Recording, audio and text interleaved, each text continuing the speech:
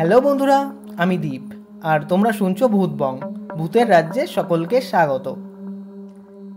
ইলিশ মাছ নিয়ে বাড়ি ফেরার সময় অশরীরী পিছু নিল এবং পরবর্তীতে মৃত্যুও হলো। আজ এই ঘটনাটি বন্ধুরা তোমরা শুনতে চলেছ। ঘটনাটি ভূতবংয়ের ইমেলে শেয়ার করেছে চন্দননগর থেকে সৌরভ কর্মকার। সৌরভের পাঠানো ঘটনাটি শোনার আগে বন্ধুরা, তোমরা এখনও পর্যন্ত যারা ভূতবং চ্যানেলটিকে সাবস্ক্রাইব করোনি তারা সাবস্ক্রাইব করে দাও, আর যারা ফেসবুক থেকে দেখছো তারা ফলো করে দাও। তাহলে চলো বন্ধুরা, আর কথা বাড়াচ্ছি না, কানে হেডফোন গুঁজে নাও। চলো আজকের মূল ঘটনায় আসা যাক। দীপদা, আমি সৌরভ কর্মকার, চন্দননগর হুগলি থেকে বলছি। আমি তোমার ভূতবংয়ের ঘটনা নিয়মিত শুনি। তোমার চ্যানেলের ঘটনা মাঝে মধ্যে রাতে শুনলে চরম ভয় লাগে। আজকে আমি একটি ঘটনা শেয়ার করলাম, যেটি ঘটেছিল আমার মামার বাড়ির দাদুর সাথে। ঘটনাটি যদি ভূতবংয়ের দর্শকদের পড়ে শোনাও, আশা করি দর্শকদের ঘটনাটি ভালো লাগবে আর খুব ভয়ও লাগবে।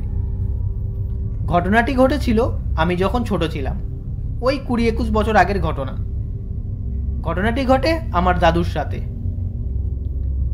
দাদু রোজ সন্ধ্যার সময় অফিস থেকে ফেরার পথে বাজার করে নিয়ে আসতো। প্রতিদিনের মতো একদিন দাদু বাজার করে নিয়ে আসছিল। সেদিন দাদু গঙ্গার ইলিশ কেনে। সেদিন খুব বৃষ্টিও হয়েছিল। দাদু প্রতিদিন যে রাস্তা দিয়ে বাড়ি ফিরত, সেই রাস্তায় জল জমে গিয়েছিল। রাস্তায় জল জমা দেখে দাদু সেই রাস্তা দিয়ে যায় না, পাশের অন্য রাস্তা ধরে। অন্য যেই রাস্তা ধরে সেই রাস্তা দিয়ে দিনের বেলাও তেমন লোকজন যাতায়াত করতো না। অলৌকিক বদনাম ছিল রাস্তাটার। দাদুও সেই রাস্তা দিয়ে খুব একটা চলাফেরা করতো না। ঠেকায় পড়ে সেদিন দাদু ওই রাস্তা ধরে।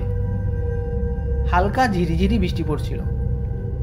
দাদুর এক হাতে ছাতা আর এক হাতে মাছের ব্যাগ। ওই রাস্তায় একটা ছোট মাঠ পড়ে। ওই মাঠের সামনে একটা তেঁতুল গাছ ছিল। দাদু দেখে তেঁতুল গাছের সামনে একজন লোক দাঁড়িয়ে। দাদু চিন্তা করে বৃষ্টির মধ্যে এমন কে দাঁড়িয়ে আছে।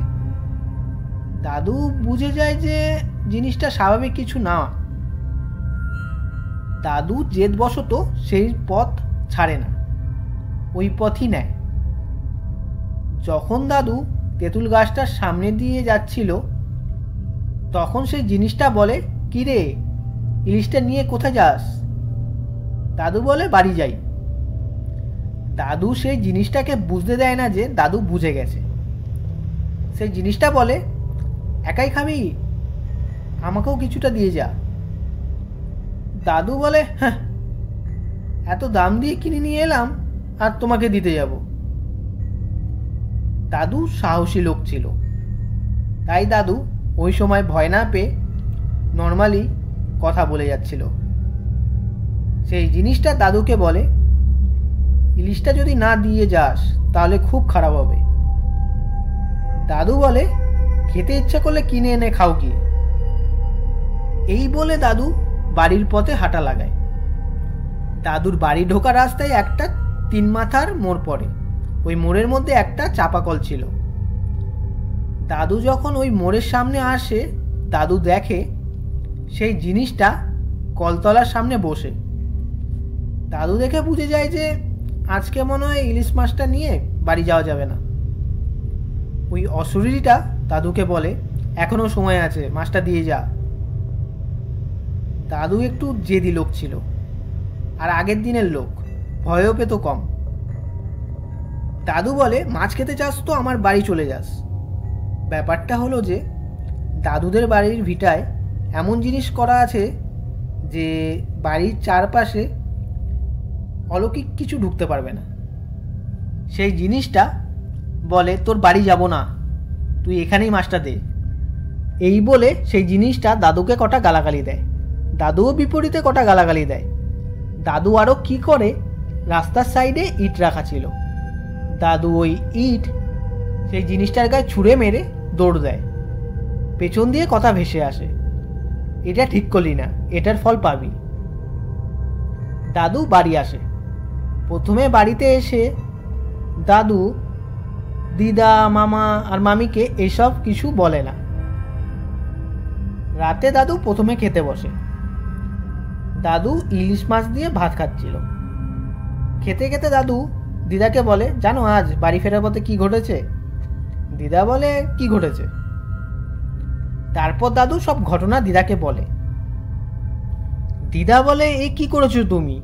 মাছটা দিয়ে আসতা, আর ইট ছুঁড়ে মারতে গেলা কেন? দাদু বলে, আরে ভয় পেও না, কিছু হবে না।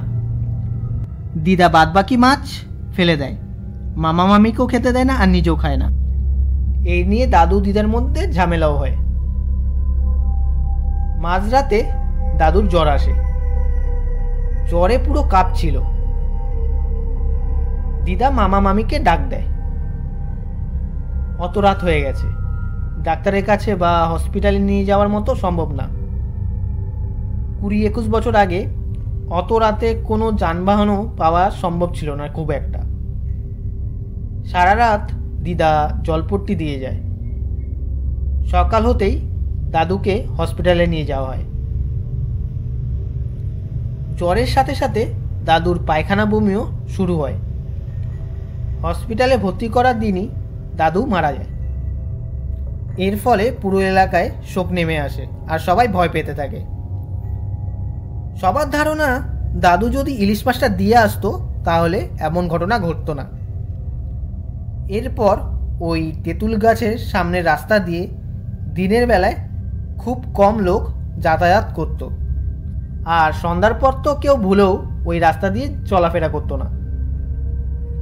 আজ ওই জায়গা অনেক উন্নত হয়ে গেছে, ঘনবসতি গড়ে উঠেছে।